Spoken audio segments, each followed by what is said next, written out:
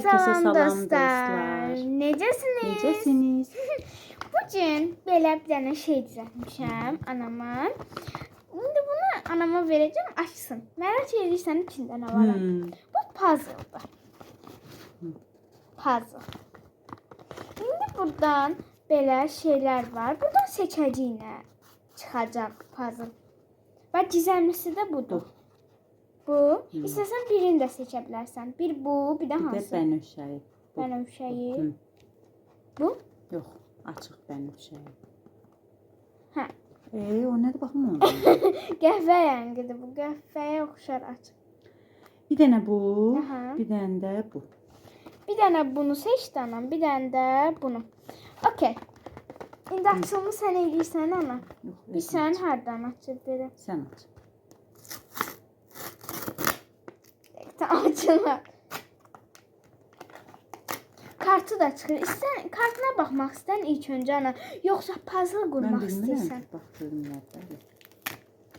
Kartına baxaq onda. Gözlə. Kartı çıxır. Siz də bu arada dostlar videonu durdurup seçin. Hansı çıxacaq sizcə? Gizemli də budur. Kartı gizemli çıxdı. Bu arada indi puzzle'ımıza keçirik. Puzzle'ımız buradadır ana. Tamamıyla özüm eləmişəm yəni. İndi bunu qıraq bir dənə ana. Hə dostlar, indi ana qurursan sən. Yox, özüm qur. Yaxşı. Puzzle'ımızı quraq. Dostlar, indi puzzle'ımı qururam tez. Deməli ana. Birincisi bu. Mən gedə bilərəm. Xeyr, buna bax ana sən də get. Nə qəşəngdir. Birincisi belə qururuq. Mən çəkir siz görmək üçün. İndi bunu məncə bura taxmalıyıq. Yox. Hı. Oldu. Okey. Bunu isə yox. Bunu bura. Olur. Sonra məncə bunu da bura. Bu arada arkasında sayı falan yazmayıb. Bunu da bura. Gülmüş üzü oluşmağa başladı.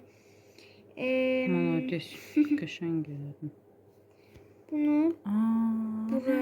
Nə qəşəngdir. Tərsinə tutmuşam bir dəqiqə.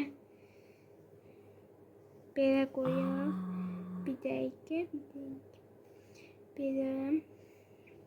Yox, bu tərəfə çevir tam. Belə. Belə.